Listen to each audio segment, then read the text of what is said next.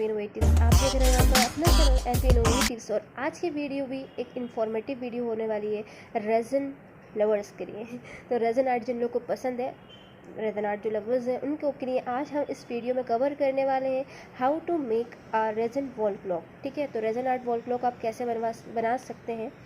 तो उसके लिए आप देख लीजिए, MDF बोर्ड चाहिए आपको, क्लॉक हेड्स चाहिए यानी नेडल्स चाहिए, सुइयाँ चाहिए जो आपको लगानी होंगी अपनी क्लॉक में। आपको इस तरह से डिजिट चाहिए, कटआउट चाहिए, इसके रोमन डिजिट या नंबर्स भी ले सकते हैं आप इसकी जगह पे अपनी क्लॉक में लगाने के लिए। ये जो एक क्लॉक है कस्टमाइज है, तो इसके ऊपर ना इस जगह पे लगाने के लिए हमने एक कटआउट निकलवाया है। ठीक है, क्योंकि ये एक बुटीक के लिए जाने वाली है तो बुटीक का नाम हमने कटवा के बनवाया हुआ है इस पे लगाने के लिए। ये कुछ फ्लावर्स हैं जो मैं ऐड करने वाली हूँ इसमें, क्योंकि आपका आर्ट है, आप इसको बनाने वाले हैं तो आपका अपना टच भी कुछ ना कुछ अपने आर्ट प्रोजेक्ट में होना चाहिए। तो ये स्टोन्स, कुछ क्रिस्टल्स अच्छी हेवी क्वालिटी के और कुछ फ्लावर्स। ठीक है, बाकी आपको लगने वाला है resin part A and B, इस तरह की क्लॉक मोटर और कुछ कलर्स। जो भी आपको डालना हो वो कलर आप यूज़ कीजिए। मैं यूज़ कर रही हूँ गोल्डन पिगमेंट, इधर हम यूज़ करने वाले हैं white pigment, black colour, white colour etcetera. इसके अलावा जो भी कलर आपको पसंद हो अपनी मन मर्ज़ी का आप ले सकते हैं। तो पहले तो एक प्रॉपर जो क्वांटिटी होती है उसमें आप अपना रेजिन वेट कर लीजिए, रेजिन हार्डनर को मिक्स कर लीजिए। जब मिक्स हो जाए तो उसमें कलर मिक्स कर लीजिए और उसके बाद फिर आप इसको यूज़ कीजिए कहाँ पे, आपके रेजिन बोर्ड पे। ठीक है, तो अब आप इसको डायरेक्टली भी यूज़ कर सकते हैं और चाहे तो स्पैचुला से भी यूज़ कर सकते हैं। तो यहाँ तो मैं जो है डायरेक्टली ही यूज़ कर रही हूँ, आपको दिख रहा होगा। ना ही इसे टच किए और ना ही इसको कुछ भी, ना मेरा हाथ इस पर बिल्कुल नहीं जाने वाला है, बिल्कुल प्रॉपरली कर रही हूँ, केयरफुली कर रही हूँ और इसको अच्छी तरह से कर लेना है। इसमें थोड़ी सी अब हमारी एक्सपर्टीज़ हो गई है, इसलिए अभी मैंने हैंड ग्लव्स अवॉइड किए हुए हैं।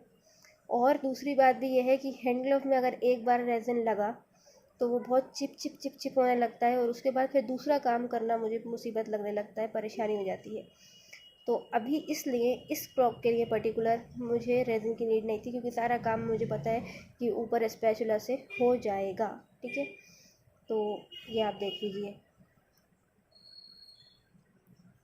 ये हमने वाइट पिगमेंट की लेयर्स इसमें डाल दी हैं और किस तरह से डाली हैं वो आप देख लीजिए। कुछ भी इसके अंदर ऐसा नहीं कि मेजरमेंट ले रही हूँ या पहले मार्क कर रही हूँ, नहीं, मैं ये रैंडम पुट कर रही हूँ, उस पर पोर कर रही हूँ, डाल रही हूँ। और इस तरह से आप भी डाल सकते हैं, क्योंकि हम ये देने वाले हैं मार्बल इफ़ेक्ट और मार्बल के अंदर जो इफ़ेक्ट होता है वो इरेगुलर ही होता है। तो आप ये इसको अपने सेंसेस से अपने हिसाब से डाल सकते हैं। चाहें तो पहले इसको ड्राई कर लीजिए, उसके बाद पेंसिल से या चॉक से मार्क करके फिर भी आप ये काम ऊपर से कर सकते हैं। अगर आपको थोड़ा सा कॉन्फिडेंस नहीं है, आप कोई बिगनर है, तो आप उसको ऐसे भी कर सकते हैं। Here I am using a hair dryer because I don't want to make waves. अगर यहाँ पे वेव्स बनाना होती तो मैं इसके लिए दूसरे कोई ऑप्शन चूज़ करती। वैसे तो अगर आपको बोलूँ ना तो एक सस्ती सी 2 रुपए की या 1 रुपए की 4-5 स्ट्रॉ आ जाती हैं, आप उससे भी वेव्स बना सकते हो।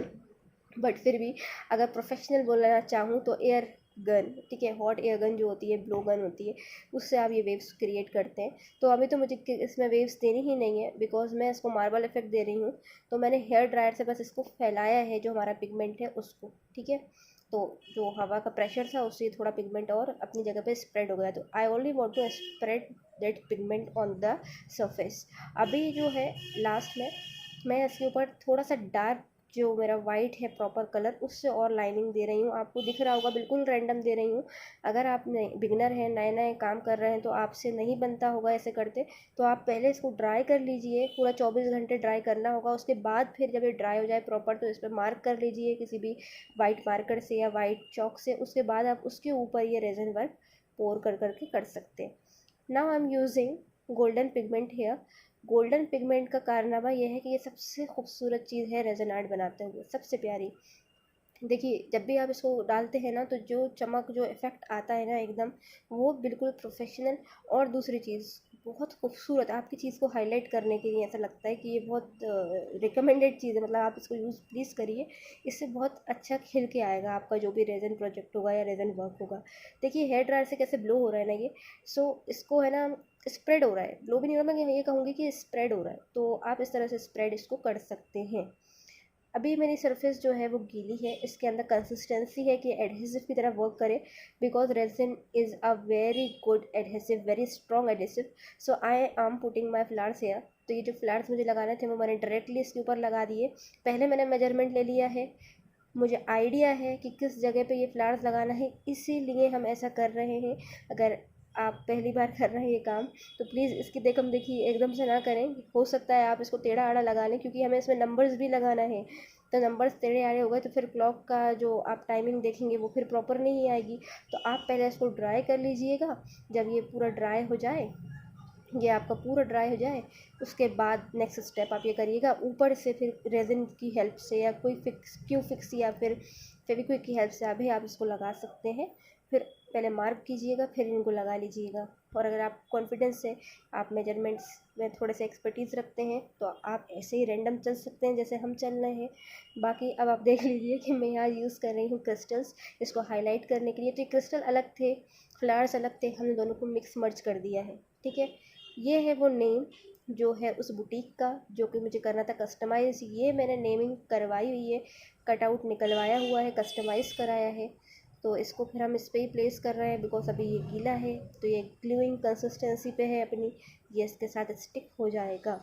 आप भी जब इस तरह से अगर कुछ नेमिंग वगैरह करना चाहते हैं रेजन पे तो पहले ड्राई कर लीजिए, स्केल से एक लाइन स्केच कर लीजिए प्रॉपर, उसके लाइन मार्क करने के बाद उसके ऊपर फिर इस तरह से नेम प्लेस करिए तो वो एक्यूरेट लगेगा बिल्कुल। ये मैं वीडियो ही शूट कर रही थी तभी, देख लीजिए काम करने के बीच में ये मोल्ड हमें आ गया, रिसीव हो गया पार्सल। सिलिकॉन मोल्ड है, दिख रहा होगा, बुक स्टैंड मोल्ड है। तो बहुत खूबसूरत सा रेजिन आर्ट बुक स्टैंड भी मैं बनाने वाली हूँ। ट्यूटोरियल आएगा चैनल पे ही, अगर सिर्फ देखना है तो देख लेना, सीखना है तो सीख लेना। चैनल पे नए हो तो सब्सक्राइब कर लेना इसी तरह के इंफॉर्मेटिव, क्रिएटिव और यूनिक कंटेंट के लिए। ठीक है, तो ये मग भी बनाना है, ये भी बनाना है, तो ये सब चीज़ें रखी हुई हैं। ये देखिए पूरा 1 डे ड्राई होने के बाद, या फिर आप ये बोल सकते हैं ओवरनाइट ड्राई होने के बाद, अब हम इसके ऊपर मार्किंग करेंगे। इतना तो करना होगा, मार्किंग करके आपको बताऊँ कि नंबर्स कैसे स्टिक करना है और निडल्स कैसे लगानी है।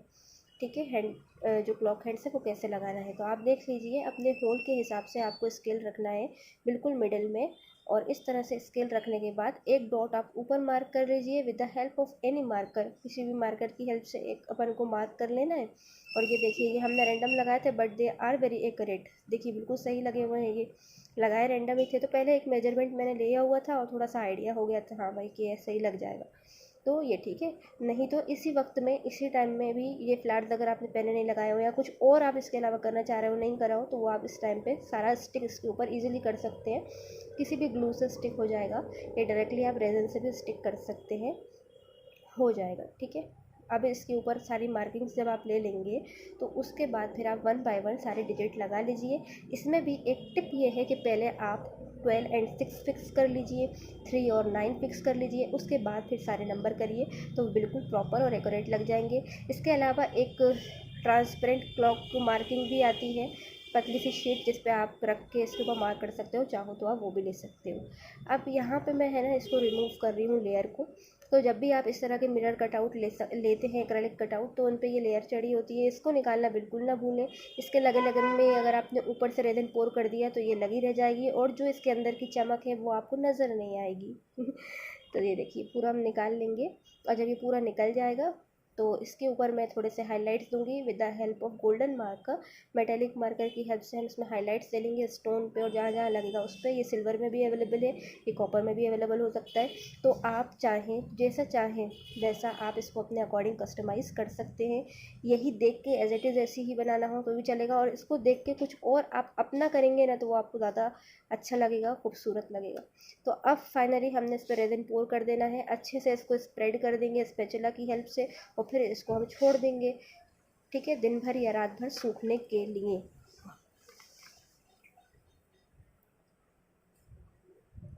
ये मोटर फिक्स करने वाली हूँ क्योंकि हमने इसको ड्राई कर लिया है पूरा रात भर। तो ये पूरा प्रोसेस अगर आप एक एक दिन सुखा के फिर एक के बाद एक करेंगे तो आपको कम से कम इसमें 8-9 दिन लग जाएंगे। और अगर मेरी तरह जैसे मैंने किया है इस तरह से करेंगे तो भी आपको इसमें कम से कम 4 दिन तो लगेंगे करने में, ठीक है।